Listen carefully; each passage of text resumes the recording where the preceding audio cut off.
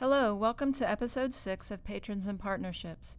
Today, our guest is Dr. Karen Cole-Smith, Executive Director of Community Outreach and East Gainesville Initiative at Santa Fe College.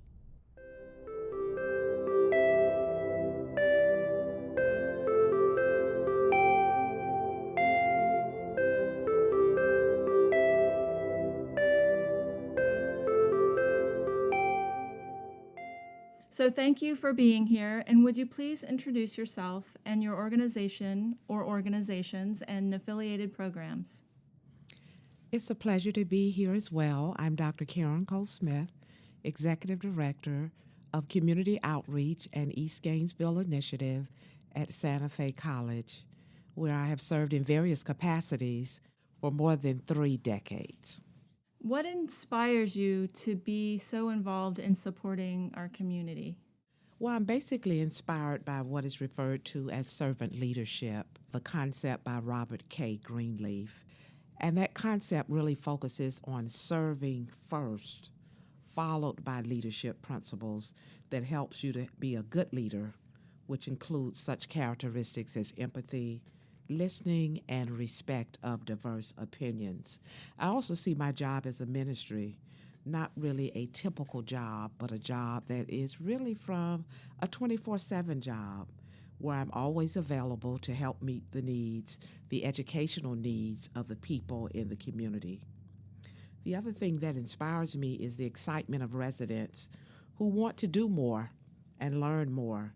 And if I can be a part of making that happen and seeing the results, then that inspires me. It's almost like when you throw a rock out in a river and there is this one ripple, but over time the ripple gets larger and larger, so you recognize that you are impacting a larger number of people in the community.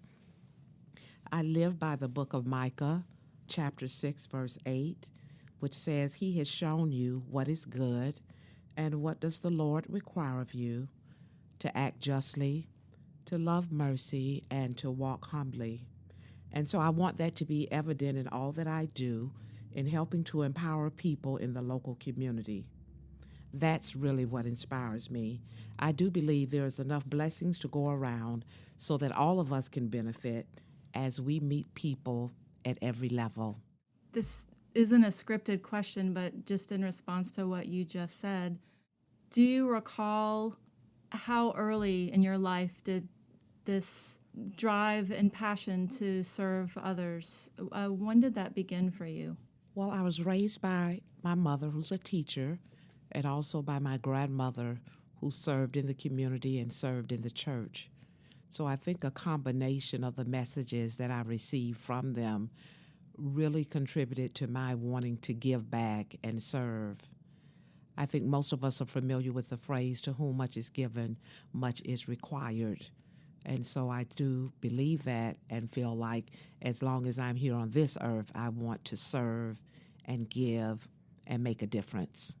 Would you please provide an overview of the East Gainesville Initiative? That's something that you're involved with through Santa Fe. Can you talk about what led to its development, what agencies you partner with, and what types of services and programs that East Gainesville Initiative is focused on? The office of the East Gainesville Initiative was developed in 2002 when our new president, Dr. Jackson Sasser, came on board, and he felt very strongly that we needed to have a designated department that was called Community Outreach to ensure that whatever the college was providing, that the community would be aware of all of our educational opportunities and resources that we could provide.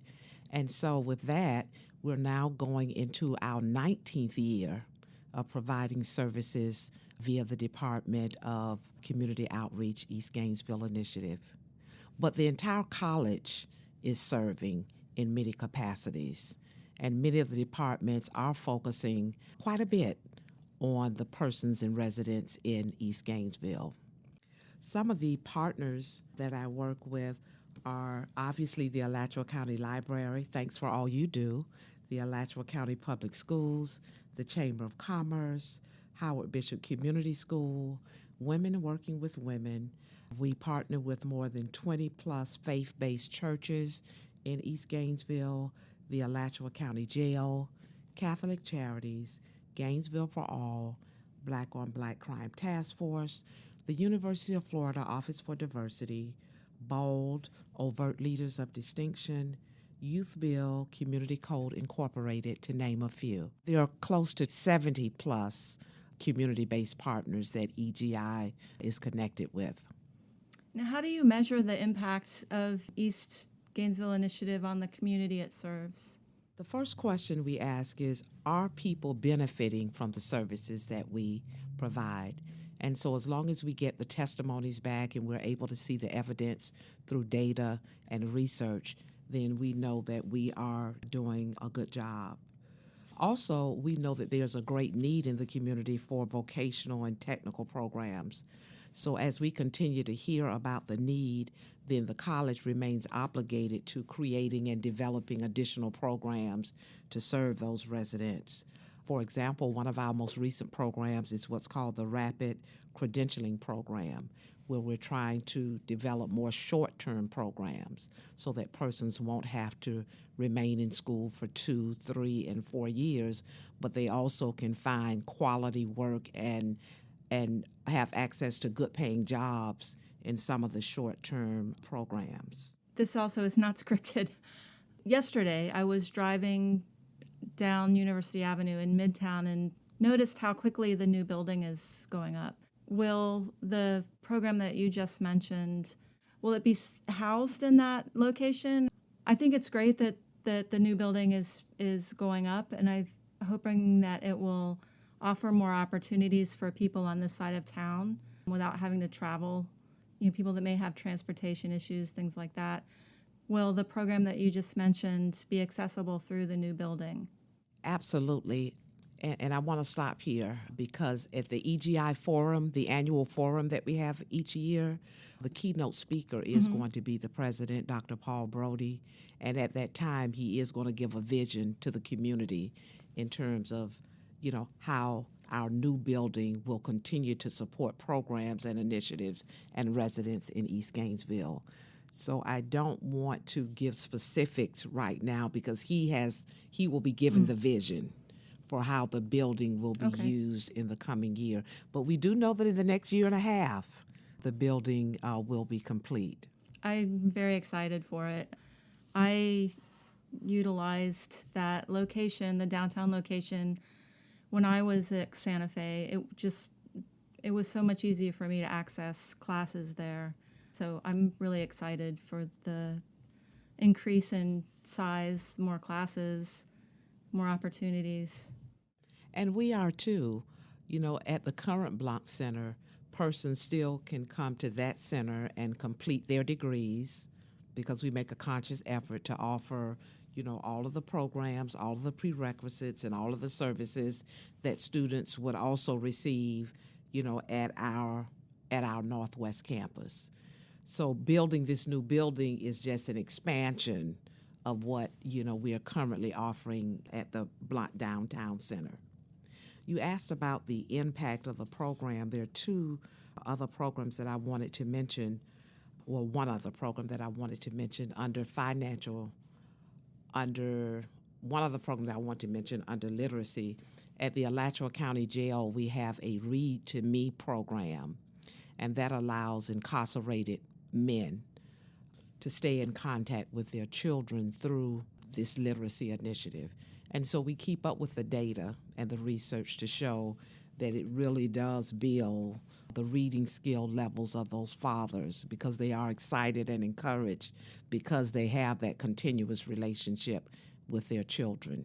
And so to date, we've served at least more than 100 plus fathers in their relationship with their children.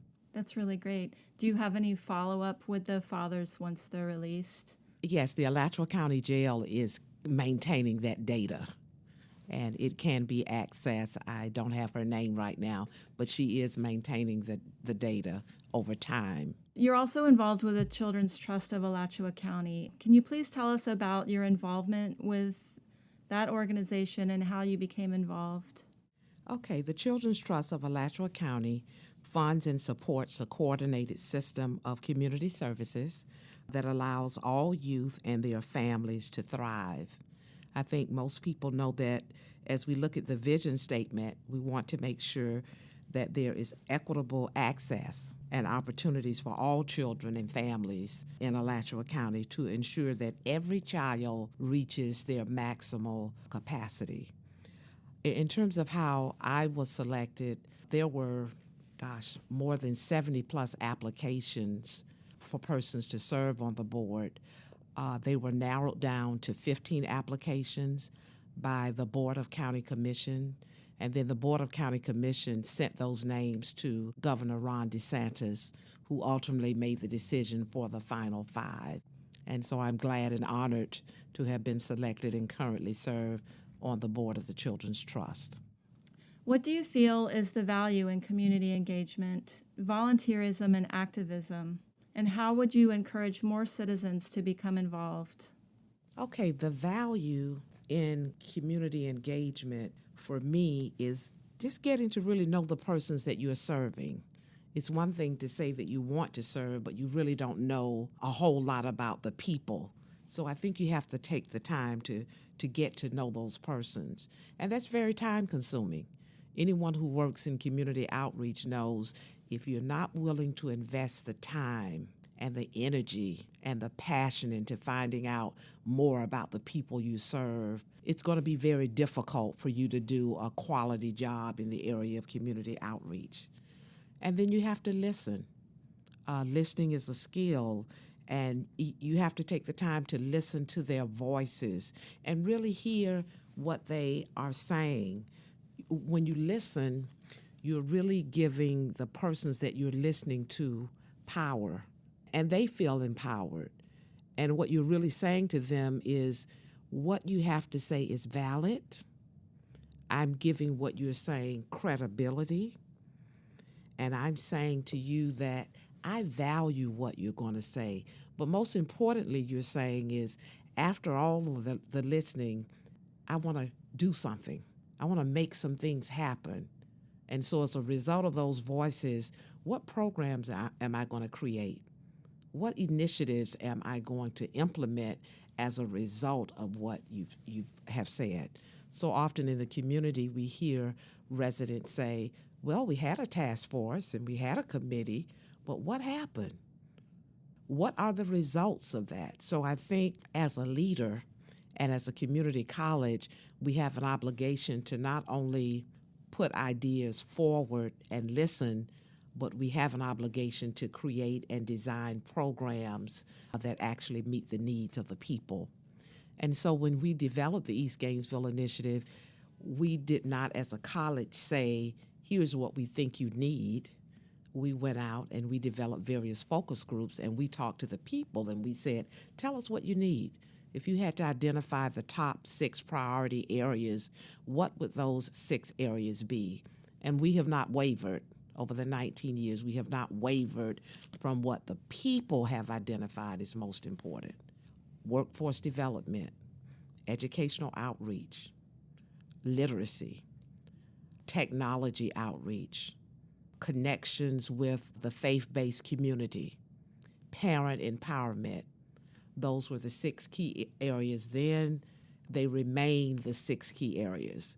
Now, we may be doing things differently as the years have progressed.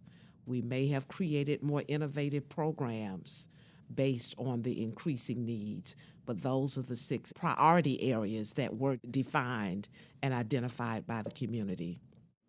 If someone were to approach you and ask you how or the best way that they could become involved, what advice would you give to them? Well, they can certainly volunteer. There's always a need to help mentor. The research clearly shows that mentoring still makes a difference. So they can mentor, they can volunteer with some of the hands-on programs. Sometimes we just need people to be present, to help set up tables, to help pass out literature, to help answer questions about Santa Fe. But here's what I really like to ask all of the listeners. You can be a Santa Fe ambassador just by telling people what the college has done for you. Maybe you've graduated. Maybe someone have given you advice from the college. And if that impacted you in any way, then you tell your story. You give your testimony. And your stories and testimonies will be just as impactful and in some instances more impactful than what we have to say at the college. I think when you talk about it, it sounds easy. Very often people think that they have a desire to help or to volunteer or to be active in their communities or to support an agency or an organization that they care about, but think sometimes that they don't have the power or they don't have the time or that it won't make a difference. But listening to you speak, it actually sounds very simple. And the more people engage in that simple activity, the more it has impact. And I'm so glad that you said that, because sometimes we're looking at the whole forest as opposed to just looking at one tree. All we have to do is just get started, no matter how small it is in your eyes. Just sitting down and listening to someone for 10 minutes, that can make the difference. Or saying to someone, why don't you take advantage of the GED program that they have at the Blount Center? Just that one statement could change lives and could change the educational trajectory of a person who's been sitting there saying, it's not possible. So it doesn't always have to be a grand thing, just as long as it's something that allows you to give a person hope and motivation to take the next step toward educational success. Well, that also sounds like a message of positivity instead of negativity. It's very positive. Go do something for yourself that can potentially have that, what you called the ripple effect, on your community or, in a wider area.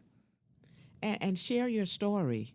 I think so often people will look at a person and say, gosh, they're at that level, but they don't know the journey that that person took in an effort to get to that level.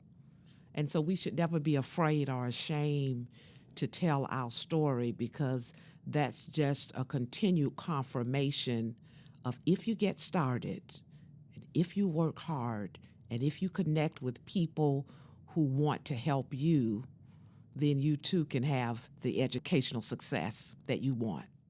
I really appreciate you being here and talking to us more. I truly believe we've only barely scratched the surface of a conversation that we could have.